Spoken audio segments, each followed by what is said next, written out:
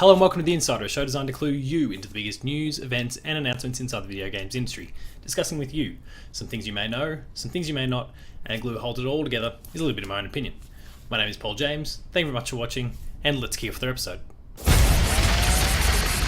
So next up was Bethesda that had their E3 2019 press conference, and in this episode of The Insider, we're going to break down the good, the bad and the ugly from that conference and everything it showed us.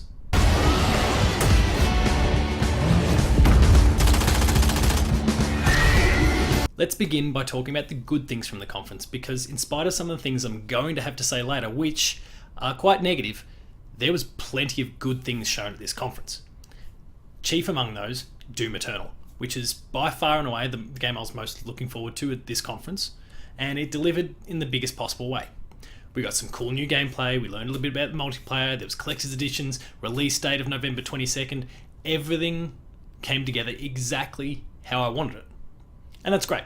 I can't wait to get my hands on the game, and we move on from there. We're very happy. Next, I want to talk about Deathloop, which was a new game announced by Arcane. Now, the team had been working and helping a little bit when it comes to the Wolfenstein games, Cyberpilot and Youngblood, which we'll talk about shortly. But they announced a new IP called Deathloop, and it's a really exciting, energetic, first-person action game of sorts. For a long time I was actually thinking it was some sort of multiplayer game. The trailer in that respect wasn't necessarily clear like it should have been. I thought that I was looking at a multiplayer game here, and it turns out no, single player.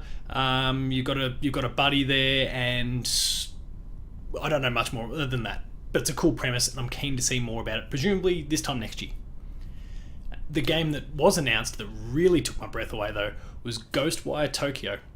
Now this comes from Shinji Mikami, known for his work on Resident Evil, but then more recently, The Evil Within, and its sequel.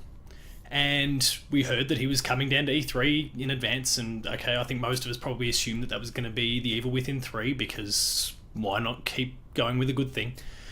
But as it turned out, he was announcing a new IP, like I said, GhostWire Tokyo. This was a really cool premise. We didn't see any gameplay, something again I'll talk about shortly. It's not a survival horror like we've come to expect. It's got horror aspects, it's supernatural, but it's more of an action-based experience, more suspense, more mystery, a little bit more mainstream, I guess, in a lot of different ways. And it should mean that the game sells nice and well, is nice and accessible, and it just looks and feels the part. I'm really excited to see what this game does. Next, I want to talk about Wolfenstein, again, Cyberpilot and Youngblood. Wolfenstein 2, the new Colossus, didn't really do it for me. I think the difficulty really frustrated me. The fact that I can play Youngblood in co-op and Cyberpilot is a VR game means that these games are doing some really cool things. It was a bit odd how they presented both of those games, and again, I'll talk to that shortly, but the games themselves look to be standing pretty tall on their own legs, and I'm excited to see more. Finally, and this is finally, I think, what's the straw that's broken the camel's back. The Elder Scrolls Online is a game that I've been tempted by since launch, because I love the Elder Scrolls, but I've always been pushed away a little bit by the MMO factor. And as each DLC and major expansion rolls along, and we get more recently, we can go into Elsewhere, and we're dealing with experiences from Morrowind, which is where my first Elder Scrolls experience began, and I adore that. And we see dragons from Skyrim. We're seeing all these cool elements come together. All we saw was a CG trailer, and it was a tone piece, and it blew my mind. I loved every moment of it. You'll see some in this episode clipped out. It's brilliant, and I think, and I'm not alone, Matto Phillips of Patched and the Late Game Review, he's also of the same sort of mind that it might be time to finally give this game a shot. I'm going to give it a go, and I'll report back to you sometime in the future.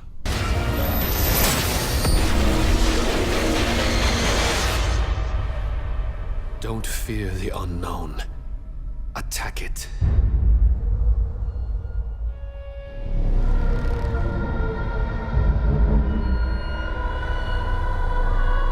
So for as high as the highs were, and you heard me just speak about them, there was plenty of them, the lows, the bad and the ugly when we get to it, were even lower. The bad. And it's something that I think I'd given a little bit of thought to during the Xbox conference, but the sheer weight of the number of titles they were showing, indie, AAA, third party, first party, whatever those games happen to be, meant that we got to see enough gameplay from different experiences along the way, even if others strangely were missing any gameplay aspects. At Bethesda, it took till close to 3/4 of the way through the conference before we finally saw gameplay from any particular game. That is ridiculous given some of the games they were showing in that segment. Some of them were already released. Others, with the likes of Wolfenstein, we didn't the game's a month away, and we didn't see much. In those cases, we saw some, but we didn't see much. Why are we not?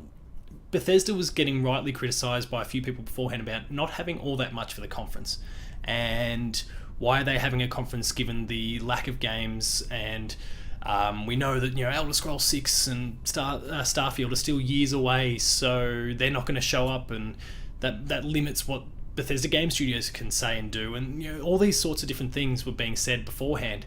So if you've got these games, some of which we know are in a playable state, why are you not showing gameplay from those? It fleshes out your conference. It allows me and others to sit back on the conference and go, oh, we really learnt a lot about those games. But instead, what they presented was a whole bunch of tone pieces that just, sure, set the tone. But they didn't tell us about the moment-to-moment action, how we're going to be playing these things, what to expect, what it's going to be like to immerse ourselves in those worlds. That was really disappointing. Second of all, Commander Keen. Commander Keen was announced. It's a mobile game. iOS, Android. It's basically the old id franchise being revitalized in some way. My concern with that game, as someone who didn't necessarily immerse myself in too deeply, Matt Hewson of Player 2 fame, he's quite vocal about this already. He's not happy. And I think one of the main problems for that links to the last concern I was just making, where an absence of gameplay being shown when they introduce that means that players, Matt, or anyone else who was really excited when they first saw the name pop up on the screen, are sitting back and going, well, how am I playing this thing? Mobile, this is not going to work. The cynicism, the hesitation, all those sort of things start to kick in, and Bethesda's doing nothing to actually rectify that message.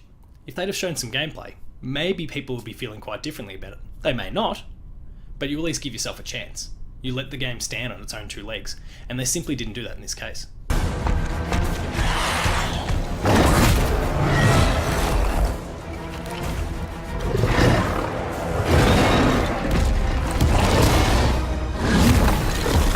And now for the ugly. I've only got 2 points here. First is the teasing from Todd Howard when it comes to the Elder Scrolls 6, whatever that ends up being, whatever the subtitle ends up being, and Starfield. Not good enough. The fact that he got up there after talking about Fallout 76, which also got quite a good showing, and I was very critical of Fallout 76 last year and well into this year, about how that game released, the state it was in, the amount of content that was there. I had a lot of concerns with that, and they've really started to turn around, and what they showed during that conference was quite brilliant. From the Battle Royale mode to the new seasons of content, the fact that they are doubling down on that game really, really has me optimistic about the future of it. Maybe to the point where I might even consider giving it a go. If you watch Patch, you might have seen me throw the game around a little bit. The disc's still fine, so I could easily just pop it in and give it another crack if I want. But amongst that whole conversation, people that came out to talk about Fallout 76 and then Todd Howard drifting in and out, he referenced the Elder Scrolls 6 and Starfield and spoke about how they're still working on them. Mate, shut up. We all know that the game, Starfield being the first of the two, neither of those things are coming out until the next generation. At least I would imagine the end of 2020, but possibly even later. And I understand if they're next-gen games, why you wouldn't show gameplay for those, because Xbox had only just announced the console, PlayStation has only just announced the console, we don't know what they look like, we don't know what the games are going to look like, we get all of that.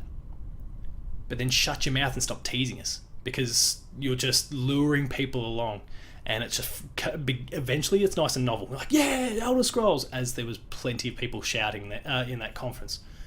But then eventually that starts to wear quite thin with people. And we've seen it happen with Square Enix in the past with your Final Fantasy 15s and your Kingdom Hearts 3s and your Final Fantasy 7 remakes.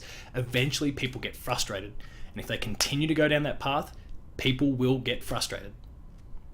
Secondly, I want to talk about the mobile presence. Man, there was a lot of it. This is something we usually criticise EA for, is not knowing their audience. And I understand that Elder Scrolls Blades is doing pretty well. Fallout Shelter was great. There's Elder Scrolls Legends, there's there's a whole host of different cool mobile experiences. Commander Keen is now joining that list, but they spent too much time on that. Again, they could have given that time to the gameplay aspects of their core tentpole titles, but they opted not to. And while it springs to mind after I raised it in the previous point, my third concern: can we put a bullet between the eyes of those people that want to get in there and scream and shout themselves hoarse? You're really ruining the experience for those of us on the other end of the camera that are sitting there watching, and presumably those inside, and certainly those on stage who are trying to send a message. They're trying to promote their work and discuss their art and are nervous and doing a fantastic job. And you're bellowing at the top of your lungs and just ruining it for everyone. There's nothing wrong with a bit of applause. There's nothing wrong with a bit of excitement, but screaming woohoo every 5 seconds just kills us. Please, don't do that again. And that's not Bethesda's fault, but if you sense that's an issue, just keep out.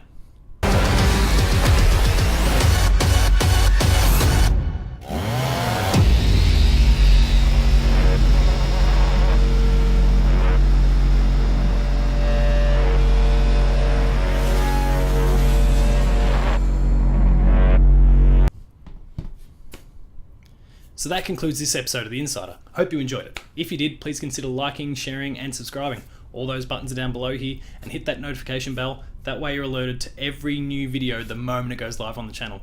That includes Patched, The Insider, Player 2 Plays, Late Game Review, Gamer School, and a whole bunch more. There's some awesome content there, so please be sure to go and check it out. The website, player2.net.au, has a whole bunch of E3 specific content. There's news, there's previews, there's predictions pieces, there's links to these videos. There's a whole bunch of really cool stuff there on the site. Please be sure to go and check it out. We're on Patreon, patreon.com/player2au. Kick in a few bucks, and at the lower tiers you get early access to episodes, higher tiers, monthly episode exclusives. And finally, there's Twitter. You can find me at Paul James Games. The website is player2au. And until our next conference, we're not doing one for Devolver because it went for about 20 minutes and there's just not enough to it. But till our next conference, thank you very much again for watching, and I'll see you later.